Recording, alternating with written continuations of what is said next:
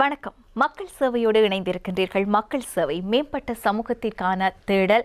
இன்றைய தினமும் சமூகத்திற்கான ஒரு விழிப்புணர்வை ஏற்படுத்தக்கூடிய, சேவை வழங்கக்கூடிய ஒரு காத்திரமான நிகழ்ச்சியாக உங்களை வந்தடைய தயாராக இருக்கின்றது. பொதுவாகவே அரசு நிறுவனங்கள், திணைக்களங்கள் என்று வந்துவிட்டால் அவர்கள் மக்களுக்காக சேவை வழங்குபவர்கள். ஆனால் அவர்களுக்கு தேவையான தங்களுடைய தேவைகளையும் சேவைகளையும் பெற்றுக்கொள்வதற்காக வெளியில் இருக்கக்கூடிய விநியோகஸ்தர்களை ஏதோ ஒரு நிலையில் நாடுகின்ற போது பொதுவாக நாங்கள் அதை பெருகை அடிப்படையில் தான் அவ்வாறான விடயங்களை அரச நிறுவனங்கள், திணைக்களங்களுமாகட்டும் அல்லது விநியோகஸ்தர்களாகட்டும் இரண்டு தரப்பினரும் இணைந்து செயலாற்றுவது என்பது பொதுவாக நாங்கள் இலகுவாக சொல்வதானால் டெண்டர் காலிங் என்று சொல்வார்கள். டெண்டர் என்றால் நாங்கள் அனைவரும் நன்கு அறிந்திருக்கின்றோம் அது என்ன விடயம் என்று. இன்னும் சற்று தெளிவாக சொல்வதானால் பொதுவாக நாங்கள் பயன்படுத்தக்கூடிய வார்த்தை ப்ரொக்யூர்மெண்ட் என்பதாக. ஆகவே இவ்வாறு நாங்கள் டெண்டர் என்ற அணுகுமுறைகளுக்காக அச்சு இயந்திரங்கள், அதாவது குறிப்பாக பத்திரிகைகள் வாயிலாகத்தான் இவ்வாறான சேவைகளுக்கு அழைப்பது வழமை. ஆனாலும் இப்போது இருக்கக்கூடிய இந்த நவீன யுகத்தில் நாங்கள் அனைத்து விதமான சேவைகளையும் இலத்திரனியல் சார்ந்ததாக, இன்னும் தெளிவாக சொல்வதானால் நாங்கள் இணைய வழியாக மேம்படுத்தப்பட்ட சேவைகளை பெற்றுக்கொள்ளக்கூடியவர்களாக மாறிக்கொண்டு வருகின்றோம்.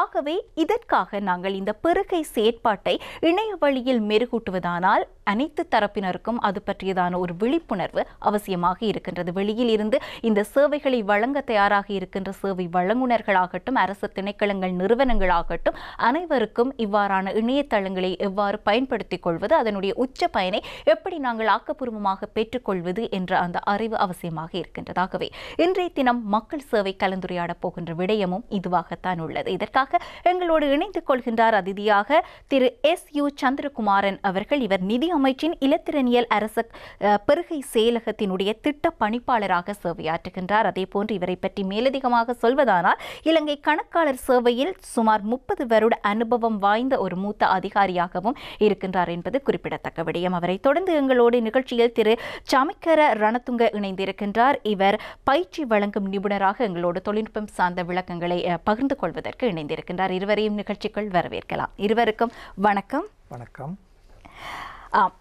மக்கள் சேவை போன்ற நிகழ்ச்சிகள் எப்போதுமே பொதுமக்களை விழிப்புணர்வூட்டக்கூடிய, அதேவேளை நாங்கள் எப்படியான அரசு திணைக்களங்கள் ஊடாக மேம்படுத்தப்பட்ட சேவைகளை வழங்குகின்றோம் என்பதை பற்றி நாங்கள் விளக்கம் அளிப்பது வழமை. அந்த அடிப்படையில் எங்களோடு இணைந்திருக்கின்றீர்கள். ஆகவே இன்றைய காலகட்டத்தை பொறுத்தவரையில் இந்த பெருகை செயற்திட்டம் என்பதை இணைய வழியாக கொண்டு செல்வதானால் அதனுடைய அவசியம், அதனுடைய அறிமுகம் என்பதில் இருந்து நாங்கள் எங்களுடைய கலந்துரையாடலை ஆரம்பிக்கலாம். நீங்கள் உங்கள் கருத்துக்களை பதிவு செய்யலாம். நன்றி. எங்களுடைய தற்பொழுதுள்ள அதிமீதகு ஜனாதிபதி அவர்களின் வியத்தகு சுபிட்சத்தின் நோக்கு என்ற கொள்கை பிரகடனத்திலே மக்களுக்கு வழங்கக்கூடிய சேவைகளை தொழில்நுட்பம் சார் சமூகம் என்ற தலைப்பின் கீழே எவ்வாறாக இலத்திரனியல் முறையிலே விரைவான அதே வினைத்திறனான சேவைகளை அரசு நிறுவனங்கள் வழங்க முடியும் என்ற எண்ணக்கருவிலே உருவானதுதான் இந்த இலத்திரனியல் அரச பெருகை நடைமுறை. ஆகவே அந்த திட்டத்தின் பிரகாரம் தற்பொழுது நாங்கள் இதை வலைத்தளமாக, அதாவது நிதியமைச்சின் கீழே ஏனைய அரச நிறுவனங்களும் பயன்படத்தக்க வகையிலே ஒரு வலைத்தளம் ஒன்று உருவாக்கப்பட்டு வருகின்றது. அந்த வலைத்தளத்தினுடைய முகவரி இப்பொழுது நீங்கள் திரையில் பார்க்கலாம். எங்களுடைய பார்த்தீர்கள் அதனுடைய அமைப்பினை. இது www.promise.lk. அதாவது இப்பொழுது அது ஆங்கில மொழியில் மாத்திரம்தான் காட்டப்படுகிறது. இப்பொழுது ஆரம்பித்திருக்கிறபடியால் எதிர்காலத்திலே தமிழ், சிங்களம் ஆகிய 2 மொழிகளிலுமே இந்த வலைத்தளத்தை பயன்படுத்தக்கூடிய வாய்ப்பு இருக்கிறது. ஆகவே நாங்கள் இப்பொழுது இன்று இலத்திரனியல் அரச பெருகை தொடர்பாக கலந்துரையாடுவதற்கு அடிப்படையானது எங்களுடைய இந்த வலைத்தளம், அதாவது www.promise.lk PROMISE.lk. எந்த ஒரு பொதுமகனமோ நிறுவனத்து தலைவர்களோ இந்த எங்களுடைய வலைத்தள முகவரிக்கு சென்று பார்வையிடுகின்ற பொழுது தற்பொழுதுள்ள முன்னேற்றமான அரச பெருகை நடைமுறைகளை அறிந்து கொள்ளக்கூடியதாக இருக்கும். நிச்சயமாக. ஆகவே நாங்கள் இந்த வலைத்தளம் எவ்வாறு செயல்படுகின்றது, இந்த வலைத்தளத்தில் யார் யார் பங்கு பெற்றக்கூடியவர்களாக இருக்கின்றார்கள், இவற்றை பற்றி பேசுவதற்கு முன்பாக இந்த பெருகை நடைமுறை என்பது எவ்வளவு தூரம் மிக முக்கியமானதாக அமைகின்றது. ஏனென்றால் வெளியில் இருந்து பார்ப்பவர்களை பொறுத்தவரையில் இதனுடைய தாற்பயம் என்ன என்பதை புரிந்து கொள்வதானால் நாங்கள் பெருகை நடைமுறை, அதனுடைய முக்கியத்துவம், அதன் மூலமான அந்த வகைப்பாகம் என்ன என்பதை தெரிந்து கொள்ள வேண்டும். ஆகவே அது பற்றி உங்களுடைய கருத்து என்ன? உங்களுக்கு நினைவில் இருக்கும் எங்களுடைய வருடாந்த வரவு செலவு திட்டம் என்பது ஒவ்வொரு மாதம் சட்டமும் நவம்பர் மாதத்திலே பாராளுமன்றத்திலே அனுமதிக்கப்படுகின்றது. எந்த ஒரு அலுவலருமோ அல்ல பொதுமகனுமோ அறிந்து கொள்ளலாம் அரச செலவினங்களை. நாங்கள் உதாரணமாக 2021ஆம் ஆண்டுக்கு அனுமதிக்கப்பட்ட வரவு செலவு திட்டத்தை பார்க்கின்ற பொழுது எங்களுடைய அரச மொத்த செலவினம் 5 ட்ரில்லியன், அதாவது 4906 பில்லியன் ரூபாவை செலவினமாக மதிப்பீடு செய்திருக்கின்றோம். அதிலே மூலதன செலவினமாக ஏறத்தாழ 2000 மில்லியன், ஆகவே 10 ட்ரில்லியனை செலவினமாக மதிப்பீடும். மீண்டலும் செலவினங்கள் சம்பளம் மற்ற சிறிய கொள்வனவுகளுக்காக எங்களுடைய மதிப்பீட்டிலே 3000 பில்லியன், ஆகவே 3 ட்ரில்லியனும் செலவிடும். இதிலே 40% இவ்வாறான அரச பொறுகைகளுக்காக செலவினப்படுகிறது. ஆகவே எங்களுக்கு விளங்குகிறது எங்களுடைய மொத்த செலவினத்திலே ஒரு பெரும் பங்கை நாங்கள் இந்த அரச பொறுகைக்காக செய்கின்றோம். ஆகவே அதை மிகவும் வினைத்திறனாகவும் வெளிப்படைத்தன்மையாகவும் செயலாற்ற வேண்டுமாக இருந்தால் இந்த நவீன யுகத்திலே தொலைத்தொடர்பாடல் முறைகள் வளர்ச்சியடைவதற்கு ஏற்ப பொதுமக்களுக்கு இலகுவாகவும் அதே நேரத்திலே மிக நம்பத்தகுந்த முறையிலும் செயற்படுத்துவதற்கு இவ்வாறான அரச பெறுகை நடைமுறையை இலத்திரனியலுக்கு மாற்றுவது ஒரு காலத்தின் தேவையாகும்.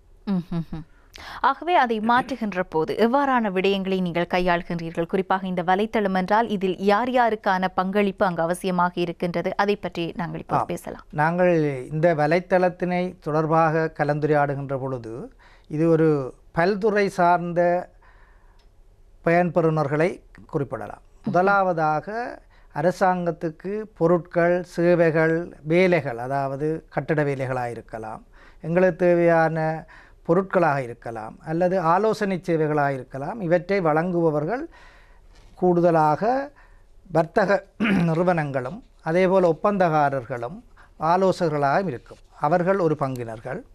அடுத்ததாக இந்த சேவையை பெற்றுக்கொள்வதற்கான அரச நிறுவனங்கள், அது அமைச்சுக்களாக இருக்கலாம், திணைக்களங்களாக இருக்கலாம், மாகாண சபை நிறுவனங்களாக இருக்கலாம், உள்ளூராட்சி அதிகார சபையாக இருக்கலாம், இன்னும் கூட இப்பொழுது அரச வர்த்தக நிறுவனங்களாக இருக்கலாம். உதாரணமாக சுயாதீன தொலைக்காட்சி சேவை ஒரு அரச வர்த்தக நிறுவனமாக இருந்தால் அவர்களுக்குரிய பொருட்களை கொள்வனவு செய்கின்ற ஒரு நடைமுறை இருக்கும். ஆகவே அவர்களாக இருக்கலாம். மூன்றாவதாக பொதுமக்களுக்கு ஒரு நம்பிக்கை வர வேண்டும். அரசாங்கம் செலவினம் செய்வது ஒரு வெளிப்படைத்தன்மையாகவும் போட்டித்தன்மையாகவும் நம்பத்தகுந்த முறையிலே ஒரு விரியமற்ற முறையிலே பொருட்களை கொள்வனவு செய்வதன் மூலம் பொருளாதாரத்துக்கு நன்மை தரக்கூடியதாக இருக்கும். விசேடமாக சுபிட்சத்தின் நோக்கிலே குறித்து காட்டப்பட்டுள்ளது. ஒரு இலஞ்சம் ஊழலற்ற தொழில்நுட்பசார் சமூகத்துக்காக இந்த வகையான இலத்திரனியல் அரச பெறுகையை நடைமுறைப்படுத்த வேண்டும் என்பது ஜனாதிபதியினுடைய கொள்கை விளக்கத்திலே கூறப்பட்டுள்ளது. அவை அதனுடைய முக்கியத்துவம் மிகவும் உணரப்பட்டபடியால்தான் இவ்வாறான இலத்திரனியல் முறையிலான ஒரு அரச பெறுகையை நாங்கள் இப்பொழுது அறிமுகப்படுத்த வேண்டிய அவசியம் ஏற்பட்டுள்ளது. ஆகவே ஒரு டிரான்ஸ்பரண்ட் என்பார்கள், வெளிப்படைத்தன்மையான நடைமுறை என்பது ஊழலற்ற ஒரு நாட்டை கட்டியெழுப்புவதற்கு உறுதுணையாக இருக்கும். அந்த அடிப்படையில் இவ்வாறாக நாங்கள் பெறுகை முறைகளில் பல முறைகேடுகள் அல்லது ஊழல்கள் இடம்பெறுகின்றதா என்ற அச்சம் இருக்கின்றவர்களுக்கு இனிவரும் காலங்களில் இவ்வாறான சேவைகளுக்காக மெருகூட்டப்படுகின்ற போது அனைத்தும் ஒரு வெளிப்படைத்தன்மையோடு அமைவதாக தென்படக்கூடியது. ஆகவே அதனுடைய நம்பகத்தன்மை என்பது அதிகமாக இருக்கின்றது. அதனால் இப்போது என்னுடைய கேள்வி என்னவென்றால், இவ்வாறான இலத்திரனியல் சார்ந்த பெறுகை நடைமுறைகளை நீங்கள் அரச பெறுகைகளை இலத்திரனியல் சார்ந்து மாற்றுகின்ற போது இதன் மூலம் எதிர்பார்க்கின்ற அந்த நன்மைகள் என்னவாக இருக்கின்றன? நிச்சயமாக தற்பொழுது கூடுதலாக ஒரு குற்றச்சாட்டு இருக்கின்றது. அரச நிறுவனங்கள் ஒரு பக்க சார்பாக அல்ல தங்களுக்கு தெரிந்தவர்களோடாகத்தான் இவ்வாறான பொருட்களை கொள்வனவு செய்கிறார்கள்.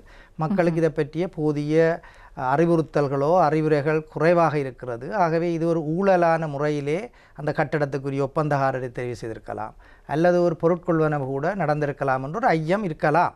அது சில இடங்களில் உண்மையாக இருந்தாலும் பல இடங்களிலே மக்களுக்கு ஒரு ஐயத்தை தான் ஏற்படுத்துகின்றது. ஆகவே அவ்வாறான சந்தர்ப்பத்திலே ஒரு பொதுமகன் இந்த கொள்வனவு முறைமை அல்லது இந்த பெறுகை எவ்வாறு நடந்தது என்று அறிய வேண்டுமாக இருந்தால் தற்பொழுதுள்ள நடைமுறை அவர் தகவல் அறியும் உரிமை சட்டத்துக்கு கீழே அந்த அலுவலகத்தை கேட்கலாம், இது எவ்வாறு யாருக்கு வழங்கினீர்கள் என்று அறிந்து கொள்ள முடியும். ஆனால் இந்த அரச இலத்திரனியல் பெறுகை முறை வந்த பின்பர் அதனுடைய வலைத்தளத்திலே இந்த கொள்வனவு செய்வதற்கான அறிவுறுத்தல் வழங்கப்படும். பின்பு அது யாருக்கு வழங்கப்பட்டது என்பது வெளிப்படைத்தன்மையாக அந்த வலைத்தளத்திலே பார்வையிடக்கூடியதாக இருக்கும். ஆகவே ஒரு உதாரணமாக ஒரு அரச நிறுவனம் தனக்கு தேவையான ஒரு வாகனம் கொள்வனவு செய்வதாக இருந்தால் எத்தனை வாகனம் கொள்வனவு செய்தது, யாரிடம் கொள்வனவு செய்தது என்பதை ஒரு பொதுமகன் கூட அந்த எங்களுடைய இலத்திரனியல் அரச பெறுகையினுடைய வலைத்தளத்துக்கு சென்று பார்வையிடுகின்ற பொழுது அவர் அறிந்து கொள்வார். அல்லது ஒரு வைத்தியசாலைக்கு நாங்கள் ஒரு கட்டடம் அமைப்பதாக இருந்தால் அந்த கட்டடம் யார் கூறுவிலை கூறப்பட்டது எவ்வாறு, அதற்குரிய எவ்வாறு அந்த ஒப்பந்தக்காரர் தெரிவு செய்யப்பட்டிருக்கின்றார், அவருக்கு எந்த தொகைக்காக அந்த அரச நிறுவனம் அந்த ஒப்பந்தத்தை வழங்கியுள்ளது, அதற்குரிய முழுமையான விவரங்களையும் பொதுமக்கள் கூட அந்த வலைத்தளத்திலே பார்வையிடக்கூடிய வசதி எதிர்காலத்திலே வரும்.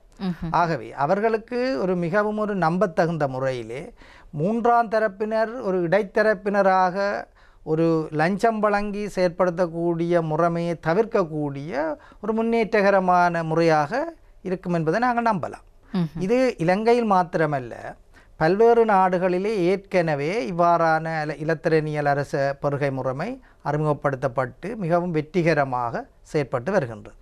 ஆகவே தற்பொழுது நாங்களும் கூட இந்த உலகமயமாக்குதல் என்ற விடயத்திலே நாங்களும் அதனுடைய இணைந்து போவதாக இருந்தால் எங்களுடைய அரச நிர்வாக முறைமையும் இவ்வாறான இலத்திரனியல் முறைமைக்கு மாற வேண்டியது ஒரு காலத்தின் தேவையாகும்.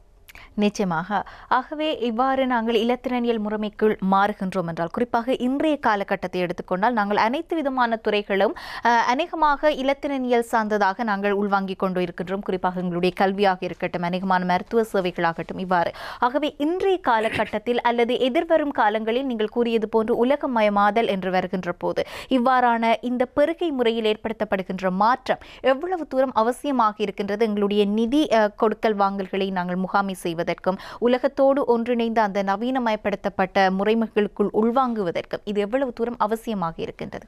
அது பற்றி நீங்கள் அண்மை காலமாக கடந்த ஒரு வருடமாக நாங்கள் எல்லோரும் இந்த கொரோனா என்கின்ற வைரஸ் தொற்றினாலே பாதிக்கப்பட்டிருக்கின்றது. அது உலக நாடுகள் முழுவதுமாக முடக்கப்பட்டிருக்கின்ற ஒரு காலகட்டத்திலே இருக்கின்றோம். இந்த வேளையிலே ஒரு சர்வதேச ரீதியாக நாங்கள் ஒரு பொருட்களை பெறுவதாக இருந்தாலும், தேசிய ரீதியாக பொருட்களை பெறுவதாக இருந்தாலும், ஒருவரையொருவர் சந்தித்து அந்த பொருட்களுக்குரிய கூறு விலைகளை அவர் அலுவலகத்திலே கொண்டு வந்து சமர்ப்பித்து அதை நாங்கள் எல்லோரும் ஆய்வு செய்து உரிய தெரிவினை வழங்கி அவருக்கு தபால் மூலமாக அந்த செய்தியை வழங்கி தான் அந்த பொருளை வழங்கக்கூடிய ஒரு சூழ்நிலை இருந்து வந்தது. ஆனால் இந்த வைரஸ் தொற்று ஏற்பட்ட பின்னர் நாங்கள் ஒருவரையொருவர் சந்திக்கின்ற தன்மையை எவ்வளவு குறைக்கின்றோமோ அது ஒரு சுகாதார முறையிலே வரவேற்கின்ற விடயமாக இருக்கின்றது. அவை இந்த இலத்திரனியல் அரச பெறுகை என்னும் பொழுது உதாரணமாக ஒரு சேவை வழங்குனர் தன்னுடைய வீட்டிலிருந்து கூட தன்னுடைய பொருட்களுக்குரியான விலைகளை எங்களுடைய வலைத்தளத்திலே பதிவு செய்ய முடியும். அதே போல அரச நிறுவனங்கள் நீங்கள் இதுவரை அறிந்திராது போல இல்லத்திலிருந்து வேலை செய்தல், ஒர்க் ஃப்ரம் ஹோம் என்ற ஒரு நடைமுறை இருக்கின்றது. நாங்கள் இதுவரை நடந்த காகித முறைமைகளை பயன்படுத்துவதாக இருந்தால், கோவைகளை பயன்படுத்துவதாக இருந்தால் நான் அலுவலகத்துக்கு செல்ல வேண்டும், உரிய கோவைகளை தயாரிக்க வேண்டும், அந்த கோவைகளின் மூலமாகத்தான் இந்த விடயங்களை கையாளக்கூடிய நிலைமை இருந்தது. ஆனால் இலத்திரனியல் அரச பெறுகை நடைமுறை வருமாக இருந்தால் அதற்குரிய கடவுச்சொற்கள், அதாவது பாஸ்வேர்டோ அதனுடைய பயன்பெறுநர்களுடைய விவரங்கள் யாவும் எங்களுடைய வலைத்தளத்தின் ஊடாகவே நாங்கள் கேள்விகள் கூறவும் அவர்கள் கேள்விகளை சமர்ப்பிக்கவும் அவற்றை மதிப்பீடு செய்து அவர்களுக்குரிய அதாவது பர்ச்சேஸ் ஆர்டர் வழங்கல் கட்டளைகளை கூட நாங்கள் இந்த இலத்திரனியல் மூலமாக அவர்களுக்கு தெரியப்படுத்தலாம். இது அரச நிறுவனங்களிலே நாங்கள் அறிமுகப்படுத்த இருந்தாலும் நீங்கள் ஒரு தனியார் துறை வர்த்தகத்துறைகளை பார்க்கின்ற பொழுது நீண்ட காலமாகவே இந்த ஆன்லைன் மூலமாக பொருட்களை கொள்வனவு செய்தல், உலக பிரசித்தி பெற்ற பல நிறுவனங்கள் இப்பொழுது இணையத்தின் மூலமாகத்தான் பொருட்களை வழங்குகிறார்கள். எங்களுக்கு தேவையான பொருட்களை நாங்களும் இணையதளத்தினூடாக பார்வையிட்டு தெரிவு செய்து அவர்கள் கொண்டு வந்து எங்கள் வீடுகளிலே வழங்கக்கூடிய நடைமுறை ஏற்கனவே வந்துவிட்டது. இந்த நடைமுறையை அரச நிறுவனங்களும் ஒரு கட்டுக்கோப்பான முறையிலே அரசாங்கத்தினுடைய வழிகாட்டல்களுக்கு அமைவாக நாங்கள் ஏற்கனவே எங்களுடைய இப்பொழுது நடைபெறுகின்ற நடைமுறையில் இருக்கின்ற அரச பெறுகைக்கு எங்களுடைய அரச பெறுகை வழிகாட்டி இருக்கின்றது. அந்த வழிகாட்டியில் கூறப்பட்ட விடயங்களைத்தான் நாங்கள் இங்கேயும் நடைமுறைப்படுத்த போகின்றோம். ஆனால் அது தற்பொழுதுள்ள காகிதங்கள் கோவைகளூடாக நடைபெறுகிறது. இது இலத்திரனியல் முறைமையிலே ஒரு பாதுகாப்பான முறையிலே மற்றவர்களுக்கும் ஒரு நம்பத்தகுந்த முறையிலே மிகவும் உச்ச பாதுகாப்பாக இணையதளத்தினை மற்றவர்கள் ஊடுருவி எந்த விதமான குறைபாடுகளும் ஏற்படுத்தாத வகையிலே இதை நாங்கள் அமைத்து வருகின்றோம். ஆகவே இன்றைய வளர்ந்து வருகின்ற காலத்துக்கு மாத்திரமல்ல, இந்த சவால்மிக்க சுகாதார சூழ்நிலைகளை கையாளுவதற்கு இது ஒரு தவிர்க்க முடியாத ஒரு தேவையாக இருக்கின்றது. நிச்சயமாக நாங்கள் உதாரணமாக உங்களுக்கு சொல்லலாம், தற்பொழுது சுகாதார அமைச்சுத்தான் மிகவும் அதிகமாக எங்களுடைய இந்த இலத்திரனியல் அரச பெறுகை நடைமுறைகளை கையாண்டு வருகின்றார்கள். ஏனென்றால் அவர்களுக்கு விரைவாகவும் அதே நேரத்திலே மிகவும் தரமான பொருட்களை சர்வதேச மட்டத்திலேயும் கூட கூறு விலைகளை கோருவதற்கோ தேசிய மட்டத்திலே கூறு விலைகளை கோருவதற்கோ மிகவும் இலகு. நாங்கள் இப்பொழுது பத்திரிகைகளை கூட காகிதத்தில் பார்க்கின்ற தன்மை குறைவு. நாங்கள் செய்திகளை கேட்கின்றோம் அல்லது எங்களுடைய சமூக வலைத்தளங்கள் மூலம் செய்தி அறிந்து கொள்கிறோம்.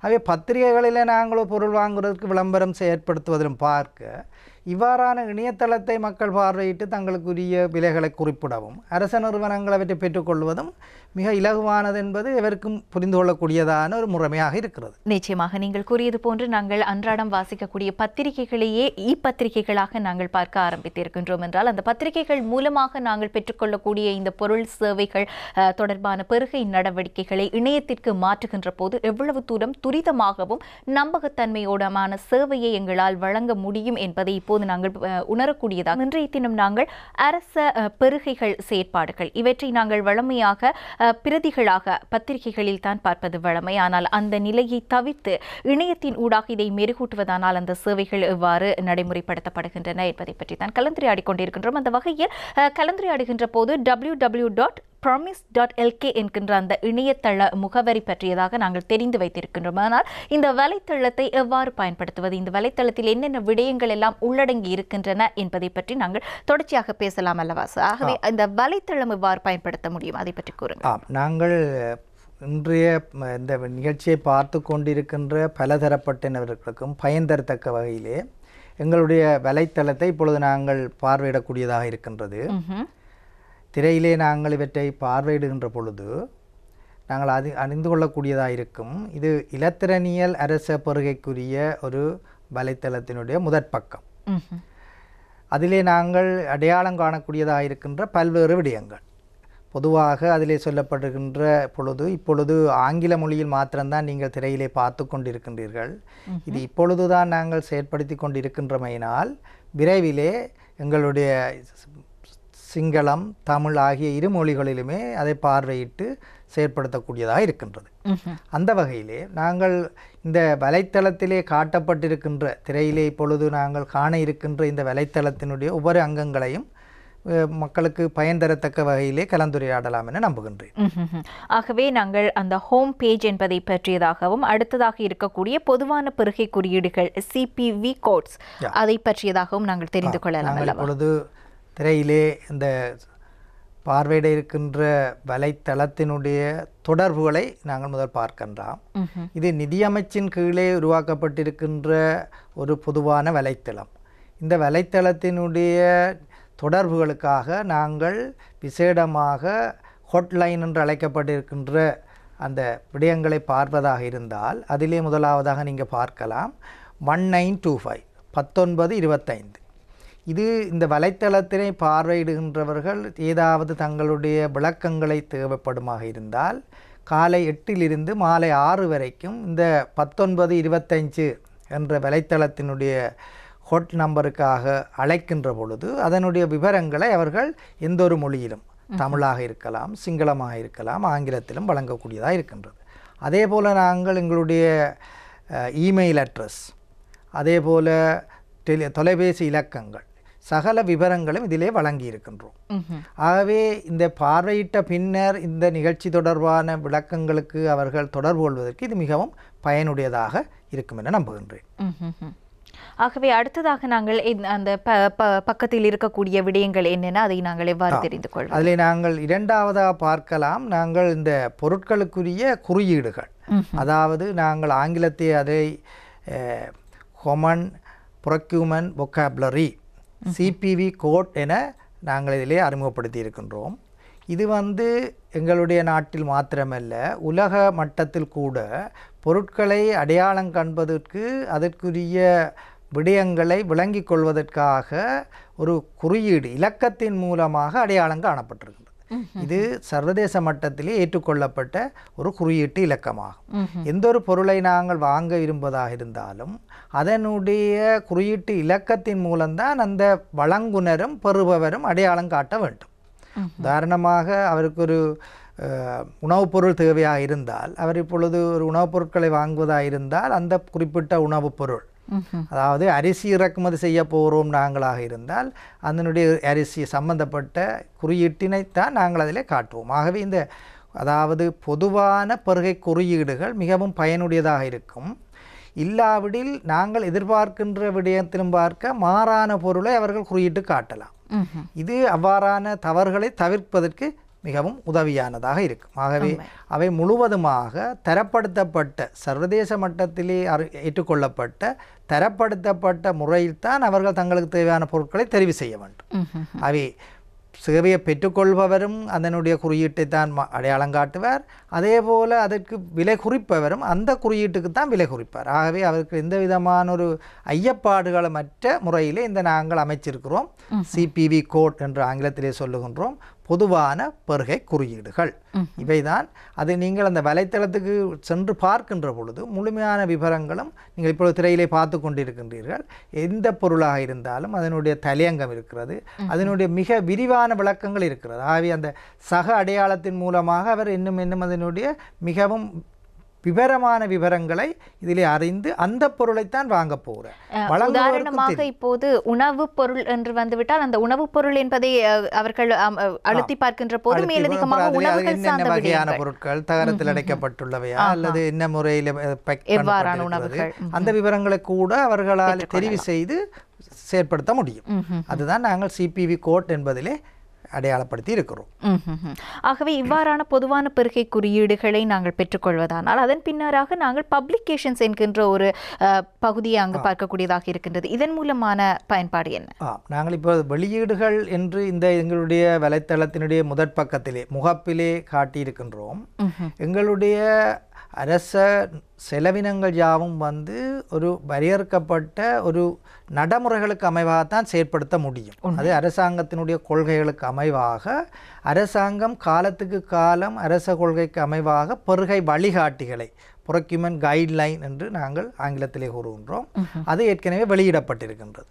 ஆகவே அதற்குரிய அறிவு கூட சாதாரணமான பொதுமக்களும் அறிந்து கொள்ளக்கூடிய முறையிலே இந்த வெளியீடுகள் என்ற பக்கத்துக்கு சென்ற பொழுது முதலாவதாக பார்க்கலாம் ப்ரொக்யூமெண்ட் கைட்லைன். தற்பொழுது இருக்கின்ற எங்களுடைய 2006 அனுமதிக்கப்பட்டுள்ள நாங்கள் பயன்படுத்துகின்ற இந்த பெறுகை வழிகாட்டிகளை நாங்கள் இதில் இப்போ பார்வையிடக்கூடியதாக இருக்கும். இதை தவிர அதுக்கு ஏற்படுத்தப்படுகின்ற மாற்றங்கள், அதாவது சுற்று நிறுவனங்கள் மூலமாக அல்லது வேறு முன்னேற்றகரமான மாற்றங்களை செய்கின்ற வெளியீடுகள் காலத்துக்கு காலம் எங்களாலே இந்த வலைத்தளத்தின் மூலம் பார்வையிடக்கூடியதாக இருக்கும். சுற்று நிறுவனங்கள் மாத்திரமல்ல, வழிகாட்டிகள் மாத்திரமல்ல, நாங்கள் பயன்படுத்த இருக்கின்ற இந்த ஆவணங்களுடைய நியமமான வடிவங்கள், ஸ்டாண்டர்ட் பிடிங் டாக்குமெண்ட் என்று நாங்கள் சொல்லுவோம். ஆகவே வழங்குபவரும் ஒரு ஒப்பந்தக்காரர் தன்னுடைய படிவத்தை சமர்ப்பிப்பதற்கு அவர்கள் பார்க்கலாம் எங்களுடைய இந்த ஸ்டாண்டர்ட் பிடிங் டாக்குமெண்ட். இப்படி காலத்துக்கு காலம் இந்த அரச பெறுகை சம்பந்தப்பட்ட சகல அரச வெளியீடுகளும் எதிர்காலத்திலே அவர்களுக்கு இந்த இணையதளத்திலே வரும் பார்வையிடக்கூடியதாக இருக்கும். அதான் நாங்கள் இதிலே பப்ளிகேஷன் என்றதிலே விசேடமாக குறித்து காட்டியிருக்கோம். ஆகவே இனிவரும் காலங்களில் பத்திரிகைகளை எடுத்து பக்கம் பக்கமாக திருப்பி நாங்கள் கடந்த காலத்து அவ்வாறான பெறுகைகள் பற்றியதான விவரங்களை எடுத்துக்கொள்ள வேண்டிய அவசியமே இருக்காது. இங்கு சென்றால் விரைவாக நீங்கள் இப்பொழுது உங்களுடைய தொலைபேசி, அதாவது கையடக்க தொலைபேசியில் கூட உங்களுடைய பயணம் செய்து கொண்டிருக்கின்ற பொழுது கூட பார்க்கலாம். அரசாங்கம் ஏதாவது கேள்வி கோரியிருக்கிறாரா, ஏதாவது பொருட்கள் கோரி இருக்கிறார்களா, நீங்கள் இந்த இடத்தில் இருந்தாலும் அதற்குரிய உங்களுடைய அதாவது நீங்கள் அதாவது கையடக்க தொலைபேசியில் கூட இந்த விடயங்களை கண்டு அதுக்குரிய நடவடிக்கை எடுக்கக்கூடிய வாய்ப்பினை இது உருவாக்குகிறது. அது மட்டுமல்ல, அரசாங்கத்தினுடைய கொள்கைகள் எவ்வாறான வழிகாட்டிகளை பயன்படுத்தி கொள்வனவு செய்ய வேண்டும் என்பதை எந்த ஒரு தரப்பினரும் அறிந்து கொள்ளக்கூடிய மிகவும் ஒரு வெளிப்படைத்தன்மையான விடயங்களை நாங்கள் இதிலே ஏற்படுத்தக்கூடியதாக இருக்கின்றது. சிறப்பு. அவ்வாறானால் இந்த ப்ரொக்யூமெண்ட் அனௌன்ஸ்மெண்ட் என்கின்ற அந்த 4வது பகுதி அது என்ன விடயத்தை அங்கு சேவையாக வழங்கிக் கொண்டே இருக்கின்றது? இதுதான் இதிலே மிகவும் முக்கியமான விடயம். நீங்கள் ஏற்கனவே நாங்கள் கலந்துரையாடியது போல இப்பொழுது நீங்கள் அதிகமாக பார்க்கலாம் அரச பத்திரிகைகளிலே கூடுதலான பக்கங்கள் நிரப்பப்பட்டிருக்கும் இந்த கேள்விகோரல்கள். உண்மை. இந்த ஒவ்வொரு நாட்களும் நீங்கள் பத்திரிகையை பார்த்தால் பல நிறுவனங்களும் தங்களுக்கு தேவையான பொருட்களை, கட்டிடங்களை, சேவைகளை பெறுவதற்காக மிகவும் ஒரு பெரிய செலவினத்திலே அந்த விளம்பரங்களை செய்கின்றார்கள். விசேடமாக எங்களுடைய நடைமுறை வழிகாட்டியின்படி அரச 3 பத்திரிகைகளிலே 3 மொழிகளிலுமே அந்த விளம்பரம் செயற்படுத்த வேண்டும். ஆனால் எதிர்வரும் காலங்களிலே நாங்கள் இந்த பெறுகை தொடர்பான அறிவுறுத்தல்களை பத்திரிகைகளிலே மிக விளக்கமாக அறிவுறுத்த வேண்டிய தேவை இருக்காது. இந்த வலைத்தளத்திலே எந்த ஒரு அமைச்சுமோ திணைக்களமோ தாங்கள் என்ன பொருட்களை கொள்வனவு செய்ய இருக்கிறார்கள், எப்பொழுது அவர்களுக்கு அந்த பொருட்கள் வழங்க வேண்டிய கால திகதி குறிப்பிடப்பட வேண்டும், எத்தனை வகையான பொருட்களை அவர்கள் ப்ரொக்யூமெண்ட் நோட்டீஸில் போடுவார்கள், அது பத்திரிகையில் போடுகிறார்கள். எதிர்காலத்திலே நாங்கள் பத்திரிகை நீங்கள் சொன்னது போல் நியூஸ் பேப்பர் கூட இப்பொழுது நாங்கள் பார்க்குறது குறைந்து விட்டது. நாங்கள் அநேகமாக வலைத்தளங்களைத்தான் தேடுகிறோம். ஆகவே எதிர்காலத்திலே எந்த ஒரு அமைச்சு நிறுவனம் நீங்கள் இப்போ திரையிலே பார்த்து கொண்டிருக்கிறீர்கள், அவர்கள் தங்களுக்குரியான தேவையான பொருட்களை கேள்வி கோருவதற்கான அந்த அறிவிப்புகளை இந்த எங்களுடைய ப்ரொக்யூமெண்ட் அனௌன்ஸ்மெண்ட், அதாவது பெறுகை தொடர்பான அறிவுறுத்தல்கள் தான் முதலாக அவர் வெளியிடுவார்கள். அந்த வெளியிடுகின்ற விளக்கங்களை அதை சேவை வழங்க விரும்புகிறவர்கள் அல்ல ஒப்பந்தக்காரர்கள் பார்வையிட்ட பின்னர் தான் அவர்கள் இந்த வலைத்தளத்தை பயன்படுத்த ஆரம்பிக்கின்றார்கள். இதுதான் எங்களுடைய ஆரம்ப புள்ளியாக இருக்கிறது. அவர்கள் இதுக்குள்ளே இந்த கேள்வியை சமர்ப்பிக்கிறதுக்குரிய அறிவுறுத்தல்களை, அதாவது நோட்டீஸை பார்க்குற ஒரு சந்தர்ப்பமாக அமைகிறது. ஆகவே அடுத்ததாக யூஸ் கைட், பயனாளர்களுடைய வழிகாட்டிகள் அங்கு காண்பிக்கப்படுகின்றன. அவற்றினுடைய பயன்பாடு என்ன? நாங்கள் இப்பொழுது கடந்த 3 மாதங்களாக பல விழிப்புணர்வான பயிற்சி நெறிகளையும் ஏற்படுத்தி வருகின்றோம். அதே வேளைகளிலே எங்களாலே சகல விடயங்களையும் ஒரு குறித்த நேரத்துக்குள்ளே எவ்வாறு பயன்படுத்துவது, அதனுடைய நன்மைகளை குறிப்பிடுவது கஷ்டம். ஆகவே நாங்கள் அவற்றை, அதாவது இதை பயன்படுத்த இருக்கின்ற 2 பிரதான தரப்பினர்கள் இருக்கிறார்கள். முதலாவது தரப்பினர் எங்களுடைய அரச நிறுவனங்கள்.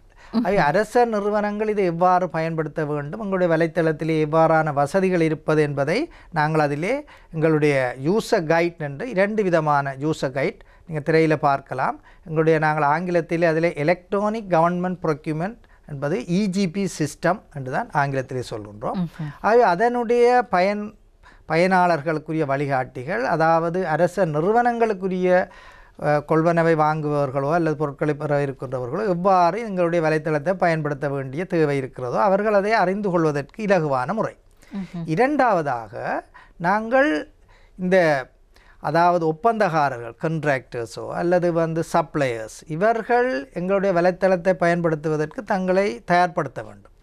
அவர்கள் எங்களுடைய வலைத்தளத்திலே ஒரு பதிவு செய்த பின்னர் தான் அவர்கள் இந்த பயன்பாட்டை பெறலாம். அவர்களுக்கு இலகுவான முறையிலே அவர்கள் எவ்வாறு இதை பயன்படுத்த வேண்டும் என்பதும் நாங்கள் அதை வழிகாட்டியாக வெளியிட்டிருக்கின்றோம். தற்பொழுது ஆங்கிலத்திலே இருக்கின்றது.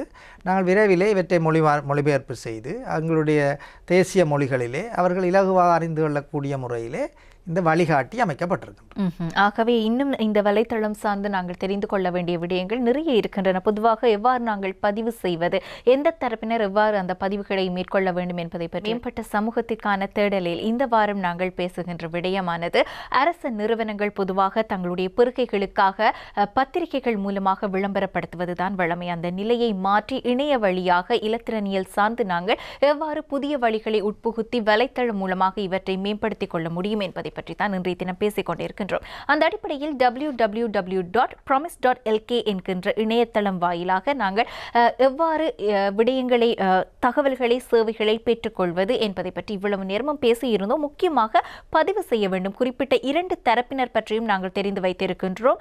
வழங்குனர்கள், அதே போன்ற பெருகை நிறுவனங்கள், இந்த 2ம் எவ்வாறு பதிவு செய்ய வேண்டும் இந்த வலைத்தளத்தில், அவற்றின் ஊடாக அந்த செயல்முறை படிமுறை எவ்வாறு அமையப் போகின்றது, இதை பற்றி நாங்கள் அடுத்ததாக பேசியாக வேண்டும். ஆகவே சம்பந்தப்பட்ட 2 தரப்பினருக்கும் இருவேறு பதிவுகள் அங்கு இருக்கும் அல்லவா சார்? அது பற்றி உங்களுடைய கருத்து என்ன?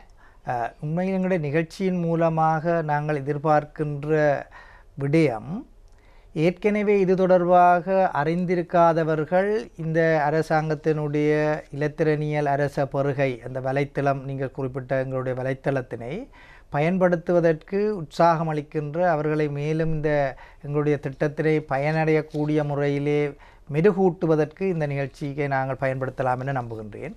அந்த வகையிலே நாங்கள் குறிப்பிட்டு சொல்ல வேண்டுமாக இருந்தால், இந்த பொருட்களை வழங்குபவர்களும் பெறுபவர்களும் சந்திக்கின்ற ஒரு பொதுவான தளமாகத்தான் எங்களுடைய வலைத்தளம் அமையிருக்கின்றது. இந்த நிதியமைச்சினுடைய பங்கு இந்த வினைத்திறனான முறையிலே அரச நிதி முகாமைத்துவத்தை செயற்படுத்துவதற்கான ஒரு வழியை ஏற்படுத்தி கொடுப்பதாகத்தான் நாங்கள் இந்த வலைத்தளத்தை அமைத்திருக்கின்றோம்.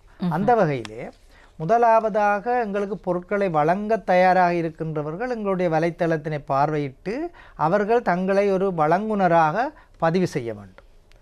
தற்பொழுதுள்ள நடைமுறையை நீங்கள் அறிந்திருப்பீர்கள். பத்திரிகை வாயிலாக ஒவ்வொரு நிறுவனமும் தங்களுக்கு பொருள் வழங்க விரும்புபவர்களை வழங்குனர்களை பதிவு செய்தல், ரிஜிஸ்ட்ரேஷன் ஆஃப் சப்ளையர்ஸ் என எங்களுடைய பத்திரிகைகளிலே வருடாந்தம் விளம்பரப்படுத்துவார்கள்.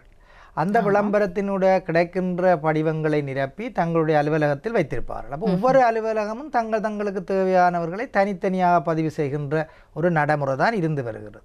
ஆனால் எங்களுடைய இந்த இலத்திரனியல் அரச நடைமுறையின் பிரகாரம் ஒரு வர்த்தகரோ அல்லது ஒரு ஒப்பந்தக்காரரோ எங்களுடைய வெண்டர் ரிஜிஸ்ட்ரேஷன் என்று நீங்கள் இப்பொழுது திரையிலே பார்த்து கொண்டிருக்கின்றீர்கள், அந்த பதிவினை அவர்கள் மேற்கொள்வதாக இருந்தால் அவர்கள் நேரடியாக எங்கள் வலைத்தளத்துக்கு வந்து இப்பொழுது நாங்கள் இதிலே வலைத்தளத்திலே பார்வையிட்டு கொண்டிருக்கின்ற முறைமையினை, அதாவது அதனுடைய நிறுவனத்தினுடைய பெயர், அதனுடைய சகல விவரங்களையும் மிகவும் இலகுவான முறையிலே அவற்றை பூர்த்தி செய்யக்கூடிய முறையில் தான் நாங்கள் இதை அமைத்திருக்கின்றோம். ஆகவே அவர் ஒரு என்ன வகையான வியாபாரம் செய்கின்றார், அவருடைய வியாபார நிறுவனம் என்ன வகையிலே பதிவு செய்யப்பட்ட ஒரு கம்பெனியாக பதிவு செய்யப்பட்டிருக்குதா, அல்லது பங்குதாரராக பார்ட்னர்ஷிப்பாக இருக்குதா, தனி வியாபாரம், அல்லது அவர் வந்து தன்னுடைய என்ன வகையான பொருட்களை வழங்குகிறார், அல்லது என்ன வகையான ஒப்பந்தக்காரர்கள், சேவை வழங்குனர்கள், சகல தங்களுடைய வியாபார நிறுவனத்தினுடைய ஒரு பதிவு செய்யப்பட்ட நிறுவனமாக இருப்பதற்கு பல நடைமுறைகள் இருக்கின்றது. ஆகவே அவர் இந்த எங்களுடைய வெண்டர் ரெஜிஸ்ட்ரேஷன் என்று சொல்லப்படுகின்ற இந்த இப்பொழுது நீங்கள் திரையிலே பார்த்து கொண்டிருக்கின்ற அடிப்படை தகவல்கள், அந்த அடிப்படை தகவல்களை ஒரு தடவை எங்களுக்கு பதிவு செய்தால் ஒரு வருடத்துக்கு அவருடைய அந்த பதிவுகளை மீளாய்வு செய்ய வேண்டிய அவசியம் ஏற்படாது. ஆனால் அவ்வாறு இல்லாமல் அவர் புதிய புதிய வியாபாரங்களை அறிமுகப்படுத்துகின்ற பொழுது அதிலே தன்மையிலும் மெருகூட்டக்கூடியதாக இருக்கும். அவை தற்பொழுது ஒவ்வொரு நிறுவனத்துக்கும் தனித்தனி ஒரு நிறுவனம் பதிவு செய்ய வேண்டிய தேவை அற்று ஒரு பொதுவான தளத்திலே அவர்கள் பதிவு செய்த பிறகு இலங்கையில் இருக்கக்கூடிய எந்த அரச நிறுவனமும் அவருடைய என்ன பொருட்களை வழங்க இருக்கிறார் என்பதை மிக இலகுவாக பார்வையிடக்கூடியதாக இருக்கும். அவர்களும் ஒவ்வொரு நிறுவனத்தையும் தேடி திரிந்து பதிவு செய்ய வேண்டிய தேவையும் இல்லாமல் போகிறது. இது தொடர்பாக நாங்கள் ஏற்கனவே குறிப்பிட்டது போல எங்களுடைய 1925 அதாவது 1925 என்ற இலக்கம் இருக்கின்றது.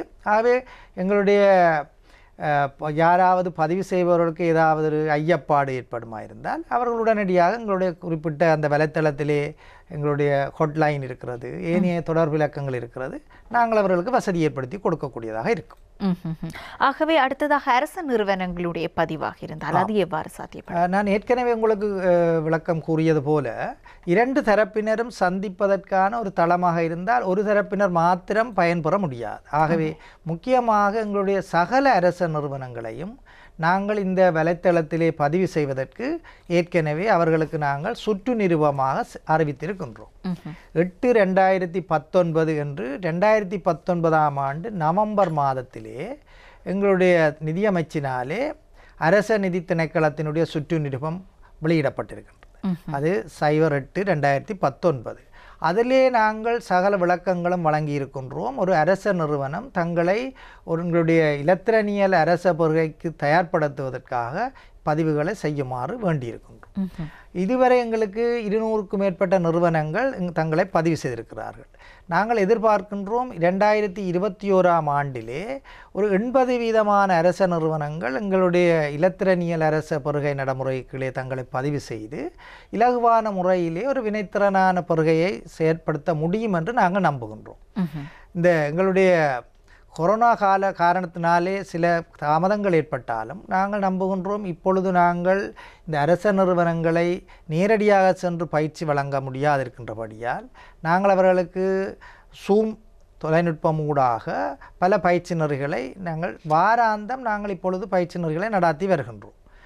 அந்தந்த அமைச்சுக்கள், திணைக்களங்கள், மாகாண சபைகளை நாங்கள் எங்களுடைய அலுவலகத்தில் இருந்து விசேடமாக எங்களுடைய பயிற்சியினுடைய நிபுணத்துவர் என்னுடைய இருக்கின்றார் சாமிகர ரணதுங்க. நாங்கள் எங்களுடைய அலுவலகத்தில் இருந்து தான் சகல பயிற்சி நெறிகளையும் வழங்கி வருகின்றோம். ஆகவே நாங்கள் இப்பொழுது பார்க்கலாம் திரையிலே ஒரு அரச நிறுவனம் எவ்வாறு தங்களை பதிவு செய்ய வேண்டும் என்பது. விசேடமாக நாங்கள் அடுத்த திரையை பார்க்க அதே நேரத்திலே இப்பொழுது திரையிலே இருக்கின்ற ஒரு விடயத்தை நான் உங்களுக்கு நினைவூட்ட விரும்புகின்றேன். எங்களுடைய இந்த பதிவு செய்வதற்கு வர்த்தகர்கள், ஒப்பந்தக்காரர்கள் அவர்கள் எங்களுடைய இணையதளத்தினை பயன்படுத்தி செய்வதற்கு அவர்களுடைய அதாவது கிரெடிட் கார்டோ அல்லது டெபிட் கார்டு மூலமாக ஒரு வருடத்துக்கு 5000 ரூபாவை செலுத்தி பதிவு செய்ய முடியும். ஆகவே நாங்கள் ஒவ்வொரு தனித்தனி நிறுவனத்துக்கு பதிவு செய்வதற்கு பதிலாக இலங்கையில் உள்ள எந்த ஒரு அரச நிறுவனத்துக்கும் அவர் வழங்குவதற்கு ஒரு 5000 என்பது மிகவும் ஒரு குறுகிய தொகை. ஆகவே அவர்கள் பதிவு செய்ய வேண்டும் தங்களுடைய சரியான சட்டபூர்வமான தகவல்களை. அடுத்ததாக அவர்களுக்குரிய பணத்தை செலுத்தின உடனே அவர்களுக்கு தொலைநகல் மூலமாக அல்ல, இமெயில் மூலமாக நாங்கள் ஒரு செய்தி அனுப்புவோம். நீங்கள் பதிவு செய்திருக்கிறீர்கள், உங்களுக்குரிய கடவுச்சொல் எது, தங்களுக்குரிய இமெயில் தான் அவர்களுக்குரிய யூசர் நேம் பயன்பாட்டுக்குரியது. இரண்டும் அவர்கள் பெற்றுக்கொண்டவர் அன்றிலிருந்து அவர்கள் எந்த நேரமும் தங்களுடைய இந்த நிகழ்ச்சிக்கு அதாவது இந்த வலைத்தளத்தை பயன்படுத்துவதற்கு அனுமதிக்கப்படுகிறார்கள். அந்த ஒரு வருடத்துக்கு 5000 ரூபாவை செலுத்திய பின்னர் அவர் எந்த நேரத்திலும் தன்னுடைய கேள்விகளை சமர்ப்பிப்பதற்கு தான் ஏற்கனவே பதிவு செய்த தேவைக்கு இது பயனுடையதாக இருக்கும். ஆகவே நான் ஏற்கனவே கூறிய அதாவது வழங்குனர்களை பதிவு செய்தல் என்பதெல்லாம் இந்த கொடுப்பனவு வருகின்றது. ஆனால் நாங்கள் இரண்டாவதாக கதைத்து கொண்டிருக்கின்ற அரச நிறுவனங்கள், அதாவது நாங்கள் சொல்கிறோம் ப்ரொக்யூரிங் என்டிட்டிஸ், இவர்கள் அதாவது இவர்களுக்காகத்தான் நாங்கள் இந்த தளத்தை உருவாக்கி இருக்கிறோம். அவர்கள் எந்த விதமான ஒரு கட்டணமும் செலுத்த வேண்டிய அவசியமோ அல்லது இதுக்குரிய செலவினங்களை பொறுப்பேற்க வேண்டிய அவசியம் இல்லை. அது நிதியமைச்சு தான் அதற்குரிய சகல செலவினங்களையும் பொறுப்பேற்று இந்த திட்டத்தை நாங்கள் வகுத்திருக்கிறோம். ஆனால் அவர்கள் தங்களை பதிவு செய்ய வேண்டும். இப்பொழுது நாங்கள் வேண்டுமென்றால் திரையில் பார்க்கலாம். ஒரு அரச நிறுவனம் தங்களை எங்களுடைய இந்த பதிவுத்தளத்திலே பதிவு செய்கிறது எவ்வாறாக பதிவு செய்ய வேண்டும். இப்போ நீங்கள் திரையிலே பார்த்து கொண்டிருக்கின்றீர்கள் ரெஜிஸ்ட்ரேஷன் என்ற ஒரு அடையாளத்திலே முதலாவது நாங்கள் வெண்டர் ரெஜிஸ்ட்ரேஷன் பார்த்தோம். ரெண்டாவது பார்க்குறோம் ப்ரொக்யூரிங் என்டிட்டி ரெஜிஸ்ட்ரேஷன். இது ஒவ்வொரு அரச நிறுவனமும் தங்களுடைய வரவு செலவு திட்டத்திலே குறிப்பிடப்பட்ட செலவினங்களை மேற்கொள்வதற்கு தங்களுடைய நிறுவனத்தினுடைய பெயர் சகல விவரங்களையும் பதிவு செய்ய வேண்டும். இதில் பாதுகாப்பான முறையாக நாங்கள் வகுத்திருப்பது என்னவென்றால், ஒரு அரச நிறுவனத்தினுடைய திணைக்கள தலைவர் இவ்விடயங்களிலே தன்னுடைய நேரத்தை வீணாக்க முடியாது. அவர் இதுக்கு ஒரு வசதி ஏற்படுத்துறதுக்கு ஒரு லைசன் ஆஃபீஸரை நியமிக்கலாம். ஆகவே நாங்கள் அந்த நிறுவனத்தினுடைய விவரங்களை பெறுகின்ற பொழுது அந்த நிறுவன தலைவர் தன் சார்பாக இந்த வலைத்தளத்தை பயன்படுத்துவதற்கு ஒருவருக்கு அதிகாரம் அளிக்க வேண்டும்.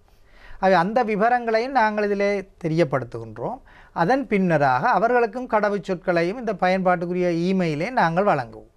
உதாரணமாக ஒரு சுகாதார அமைச்சில் இருக்கிறவர் தன்னுடைய அமைச்சினுடைய 2 அலுவலர்கள் பொருட்கொள்வனவில் சம்பந்தப்பட்டிருந்தால் நாங்கள் அந்த 2 அலுவலர்களையும் திணைக்கள தலைவருடைய அனுமதியில், உதாரணமாக கட்டிட வேலைக்கு பொறுப்பாக ஒருவரும் பொருள் வழங்குவதற்கு பொறுப்பாக ஒருவரும் இருக்கலாம். 2 விதமான அலுவலர்களும் இந்த வலைத்தளத்தை சுகாதார அமைச்சு சார்பாக பயன்படுத்துவதற்கு நாங்கள் இதில் அவர்களை பதிவு செய்து அந்த விவரங்களை கொடுக்கக்கூடியதாக இருக்கும்.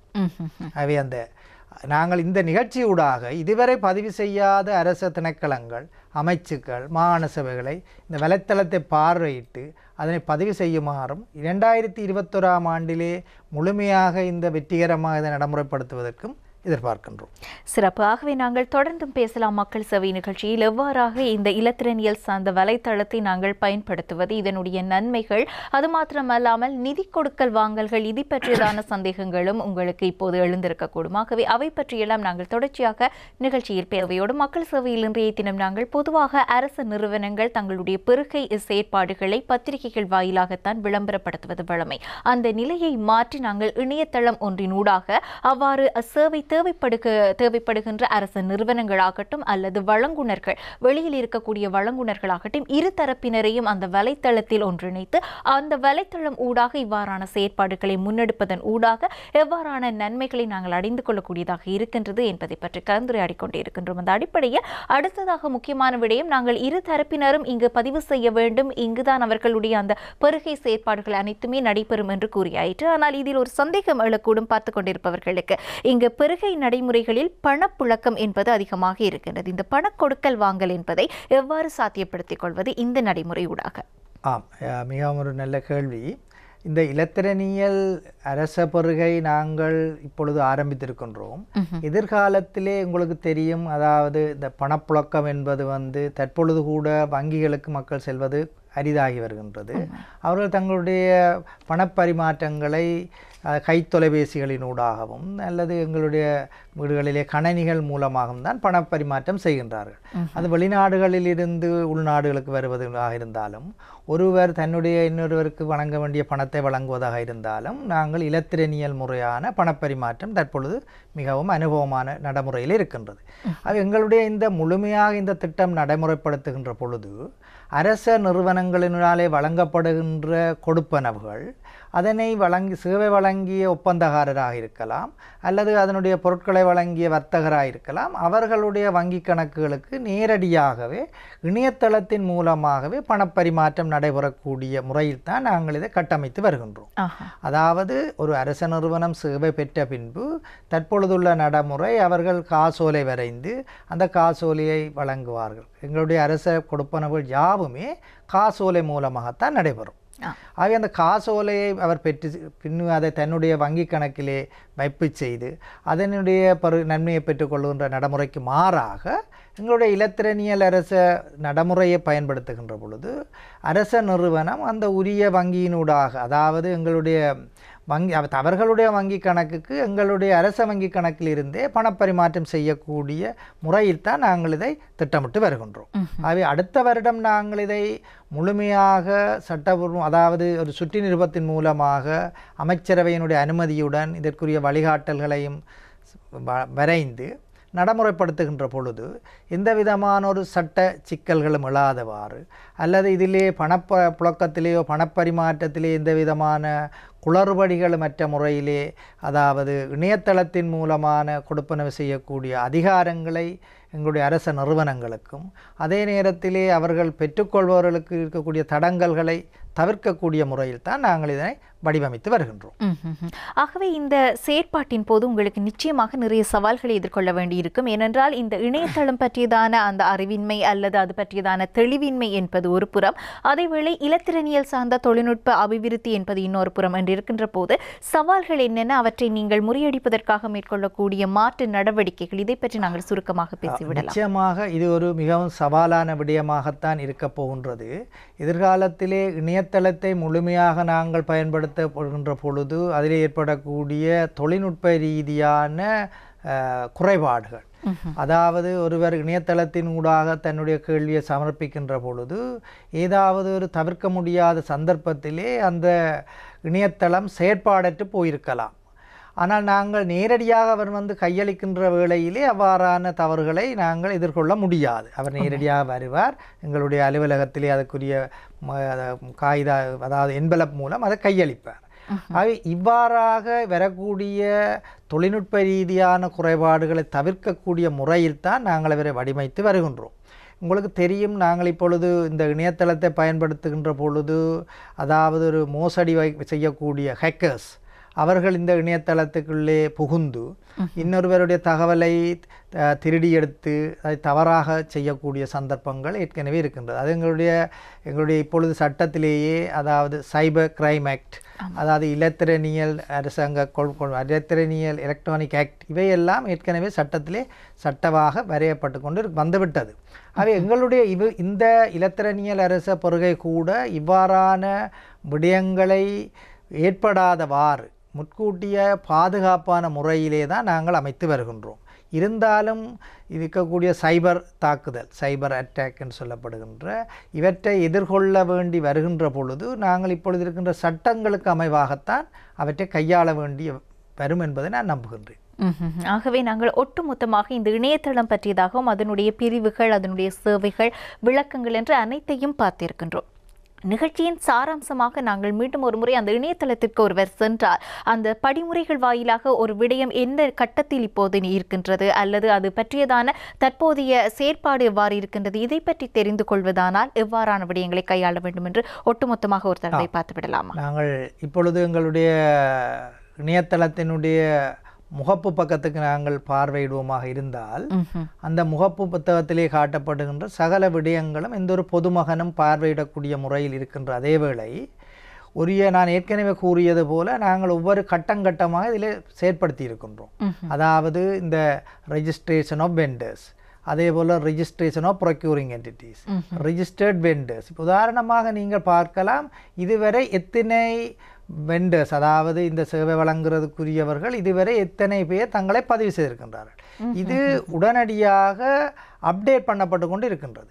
இப்போ நாங்கள் இன்று காலை எத்தனை முகவர்கள், எத்தனை வர்த்தக நிறுவனங்கள் பதிவு செய்திருக்கிறார்கள், இன்று மாலை எத்தனை வர்த்தக நிறுவனங்கள் புதிதாக பதிவு செய்திருக்கிறார்கள் என்பதை பார்வையிடக்கூடியதாக இருக்கு. ஏற்கனவே நான் கூறியது போல தன்னை பதிவு செய்து கொண்டு இருக்கின்ற ஒரு வெண்டர், அதாவது சேவை வழங்குகிறவர் தன்னுடைய நிறுவனத்தை மாத்திரமல்ல, அதுக்கு பிறகு எந்தெந்த நிறுவனங்கள் இதில் பதிவு செய்திருக்கிறார்கள் என்றது வெளிப்படைத்தன்மையாக பார்க்கலாம். இப்பொழுது நாங்கள் ஒரு அலுவலகத்துக்கு சென்று தான் கேட்க வேண்டும், உங்களுடைய அலுவலகத்திலே இந்தெந்த நிறுவனங்கள் உங்களுக்கு சேவை வழங்குறதுக்கு பதிவு செய்திருக்கிறார்கள். ஆனால் இந்த நடைமுறை வந்த பின்னர் யாரையுமே நாங்கள் இதை பற்றி அறிந்து கொள்ள வேண்டியதில்லை, அவர்கள் பார்க்கலாம். உதாரணமாக ஒரு வீதி ஒப்பந்தக்காரராக இருந்தால் எந்தெந்த நிறுவனங்கள் வீதி ஒப்பந்தம் வழங்குறதுக்கு தங்களை பதிவு செய்திருக்கிறார்கள் என்பதை நாங்கள் இதில் பார்க்கக்கூடியதாக இருக்கின்றது. அவை சகல விடயங்களையும் வெளிப்படைத்தன்மையாகவும் அதே நேரத்தில் இந்த ஒரு நல்ல விடயங்களை பார்க்கக்கூடிய முறையிலே தான் நாங்கள் இதை செயற்படுத்த திட்டமிட்டு இருக்கோம். ஆகவே ஒட்டுமொத்தமாக நாங்கள் ஒரு சேவை வழங்குனர்களாக அல்லது அரசு நிறுவனங்களாக இருக்கின்ற போது இரு தரப்பினருமே ஒரு நவீனமயப்படுத்தப்பட்ட இலத்திரனியல் தொழில்நுட்பத்தோடு கூடிய இணைய வழியிலான இந்த சேவைகளுக்கு எங்களை புதுப்பித்துக் கொள்வதற்கு அல்லது எங்களையும் உள்வாங்கிக் கொள்வதன் ஊடாக நேர விரயம் என்பது மாத்திரமல்ல, சூழலுக்கான மாசு என்பது குறைவு, அடுத்தது ஆவணங்களை ஆவணப்படுத்துகின்ற அந்த முறைமை என்பதில் ஒரு திருத்தம், நிதி கொடுக்கல் வாங்கல்கள் என்பதில் தெளிவு, துல்லியத்தன்மை, அது மாத்திரமல்ல வெளிப்படைத்தன்மை, இப்படியான பல விடயங்களையும் நாங்கள் பெற்றுக்கொள்ளக்கூடியதாக இருக்கின்றது. ஆகவே ஒருமுகப்படுத்தப்பட்ட ஒரே ஒரு தளம் தான். இங்கு அதிகமான பத்திரிகைகள், அதிகமான பக்கங்கள், அதிகமான விளம்பரங்கள் என்ற நிலை சென்று ஒரே ஒரு தளம், அந்த தளத்திலேயே அத்தனை விவரங்களும் என்கின்ற ஒரு நிலைக்கு நாங்கள் மாற்றப்படுகின்றோம் என்பது பெருகை சார்ந்த அந்த நடவடிக்கைகளில் ஒரு முன்னேற்றகரமான விடயம் என்றுதான் குறிப்பிட வேண்டும். இவ்வளவு நேரமும் நாங்கள் இந்த பெருகை பற்றியதான பல விடயங்களையும் பேசியிருக்கின்றோம். குறிப்பாக உங்களுடைய அந்த அனுபவம் என்ற அடிப்படையில் மற்றொரு விடயத்தை நாங்கள் பேசலாம் என்று நினைக்கின்றேன். பொதுவாக இன்றைய காலகட்டத்தில் நீங்களும் குறிப்பிட்டிருந்தீர்கள், நாங்கள் இப்போது நாணயத்தாள் புழக்கம் என்பதை அதிகமாக தவிர்த்து வருகின்றோம். இன்றைய காலகட்டத்தில் முக்கியமாக இந்த கொரோனா பரவலின் போது கூட நாங்கள் அந்த நாணய பாவனை என்பதில் ஒரு சிறு அச்சுறுத்தலுக்கு முகம் கொடுக்கின்றோம். ஆகவே அவ்வாறான நிலைகள் இல்லாமல் நாங்கள் காசு நாணயத்தாள்கள் அற்ற ஒரு வணிகத்திற்கு உள்வாங்கப்படுவதானால் ஒரு நாடு எதிர்காலத்தில் அவ்வாறான, ஏனென்றால் பல ஐரோப்பிய நாடுகளும் அவ்வாறான திட்டங்களுக்குள் தங்களை உள்வாங்கிக் கொண்டு வருகின்றன. காலப்போக்கில் இலங்கை அவ்வாறான ஒரு கட்டத்திற்கு வருவதானால் அதனுடைய சாத்தியப்பாடுகள் பற்றி உங்களுடைய அனுபவத்தில் இருந்த அந்த கருத்துக்கள். நிச்சயமாக நீங்கள் குறிப்பிட்டது போல இன்று இருக்கின்ற இந்த கொரோனா வைரஸ் காரணமாக நாங்கள் தனிப்பட்ட தேவைகளுக்காக கூட நாங்கள் பணங்களை பெற்றுக்கொள்வதையோ வழங்குவதையோ தவிர்க்கின்ற ஒரு நிலைமை ஏற்படுகின்றது. தற்பொழுது கூட எங்களுடைய திரைசேரியில் இருந்து அரச நிறுவனங்களுக்கு நாங்கள் காசோலைகள் மூலமாக பணப்பரிமாற்றம் செய்வதில்லை. அவர்களுடைய வங்கி கணக்குக்கு எங்களுடைய மத்தியப்படுத்தப்பட்ட முறைமையினூடாக அவர்களுக்குரிய, அதாவது அவர்களுக்கு நாங்கள் சொல்வது கட்டு நிதி என்பது, அந்த செலவினத்துக்குரிய கட்டு நிதியை நாங்கள் இலத்திரனியல் முறைமையாகத்தான் தற்பொழுது பணப்பரிமாற்றம் செய்கின்றோம்.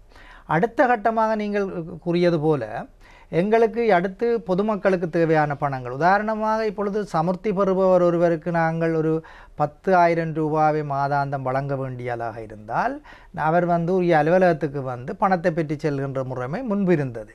ஆனால் தற்பொழுது அவர்களுடைய யாவும் அதாவது தரவுகளை நாங்கள் தரப்படுத்தி அந்த தரப்படுத்தலில் இருந்து அவர்களுடைய வங்கி கணக்கின் ஊடாக மாதாந்தம் அவர்களுக்கு நாங்கள் செலுத்தக்கூடியதாக இருக்கின்றது. ஆகவே இங்கு நான் கூறுவது போல ஒரு பொதுமகன் தனக்குரிய வங்கி கணக்கை வைத்திருப்பாராக இருந்தால் அவர் எங்களிடமிருந்து பணத்தை காசாக பெற்றுக்கொள்ள வேண்டியதில்லை.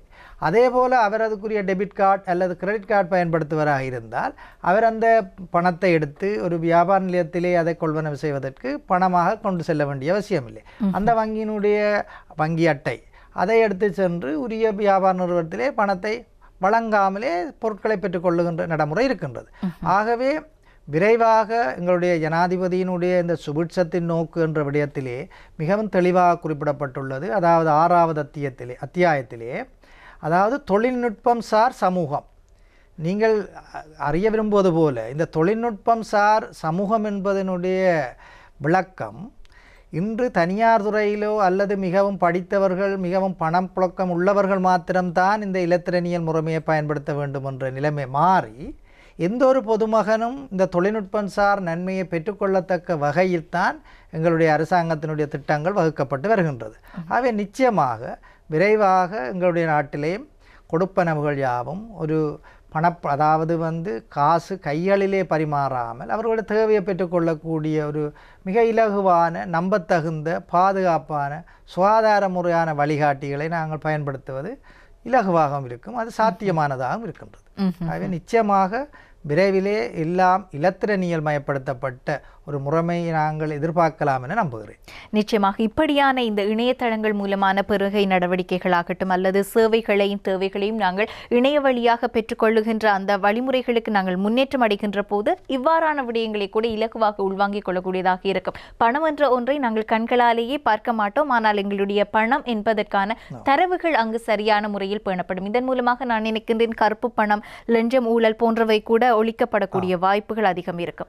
ஆகவே இன்றைய தினம் நாங்கள் மக்கள் சேவை ஊடாக உங்களுக்காக கொண்டு வந்திருந்த விடயம் மிக முக்கியமானது. பொதுவாக அரசு திணைக்களங்கள் என்று வந்தாலே எங்களுடைய அதிதி கூறியது போன்று ஒவ்வொரு வருடமும் அதற்கென்றே ஒரு பாரிய தொகை நாங்கள் எடுத்து வைக்க வேண்டியதாக இருக்கின்றது. இந்த பெருகை நடவடிக்கைகளுக்காக இதை விளம்பரப்படுத்துவது, இந்த பெருகை நடைமுறையை முடிவுக்கு கொண்டு வருவது என்பதற்காக அந்த நிலையை மாற்றி அதற்காக இணையதளம் ஒன்றை உருவாக்கி அந்த இணையதளம் மூலமாக அரசு நிறுவனங்களும் சரி அந்த அவ்வாறே சமூகத்தில் இவ்வாறான சேவைகளை வழங்குபவர்களும் சரி இருவரும் தங்களை பதிவு செய்து கொண்டு இருவருக்கும் தேவையான தேவைகளையும் பரிமாற்றிக் கொள்ளக்கூடிய ஒரு தளமாக www.promise.lk என்கின்ற அந்த இணையதளம் இப்போது முதல் ஆரம்பிக்கப்பட்டு அறிமுகப்படுத்தப்பட்டு நடைமுறைப்படுத்தப்பட்டு கொண்டிருக்கின்றது. ஆகவே இந்த தளம் ஊடாக பார்த்து கொண்டிருக்கக்கூடிய நீங்கள் அவ்வாறான ஒரு தொழில் வழங்குனர் அதாவது ஒரு சேவை வழங்குனராக இருக்கின்ற பட்சத்தில் அவ்வாறு பதிவு செய்து கொண்டு இந்த செயற்பாட்டுக்குள் உங்களையும் நீங்கள் உள்வாங்கிக் கொள்ளக்கூடியதாக இருக்கும். இதற்காக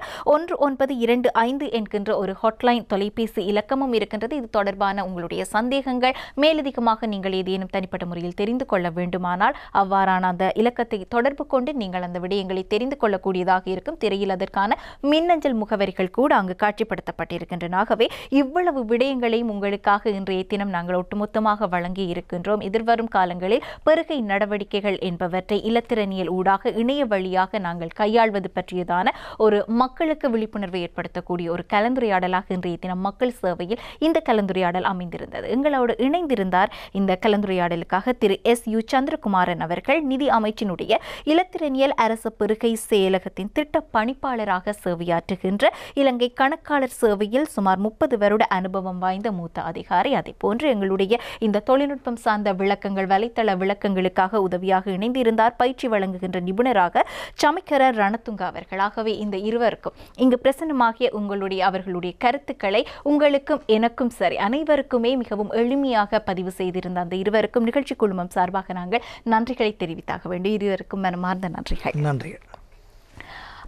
இன்றைய தினம் மக்கள் சேவையானது உங்களுக்கு வழங்கி இருக்கக்கூடிய இந்த தகவல்கள் பயனுள்ளதாக அமைந்திருக்கும். நீங்கள் அவ்வாறான ஒரு வழங்குனராக சேவை வழங்குனராக இருக்கின்ற பட்சத்தில் இனிவரும் காலங்களில் இவ்வாறு பதிவு செய்து கொண்டு ஆக்கப்பூர்வமாக இணைய வழியான ஒரு சேவையை முன்னெடுக்கக்கூடிய வாய்ப்பு உங்களுக்கு இருக்கின்றதாகவே ஒரு வளர்ந்து வருகின்ற அபிவிருத்தி அடைந்து வருகின்ற ஒரு நாட்டினுடைய எடுத்துக்காட்டான அத்தனை அம்சங்களையும் எங்கள் நாட்டில் கூட நாங்கள் இப்போது பார்க்கக்கூடிய வாய்ப்பு இருக்கின்றது. இது போன்ற மற்றும் ஒரு மக்கள் சேவையில் மற்றும் ஒரு முக்கியமான விடயத்தை உங்களுக்காக எடுத்து வருகின்றோம். அதுவரை இன்றைய தினம் எங்களுடைய நிகழ்ச்சியில் எங்களுக்கு இந்த நிகழ்ச்சியை தொகுத்து வழங்குவதற்காக உதவியாக இருந்த தயாரிப்பாளர் மற்றும் தொழில்நுட்ப கலைஞர்கள், உதவி பணியாளர்கள் அனைவருக்கும் நன்றி கூறி மேம்பட்ட சமூகத்திற்கான தேடலில் மற்றும் ஒரு மக்கள் சேவையில் மற்றும் ஒரு விடயத்தோடு உங்கள் அனைவரையும் சந்திக்கும் வரை உங்களிடமிருந்து விடைபெறுகின்றேன். நன்றி, வணக்கம்.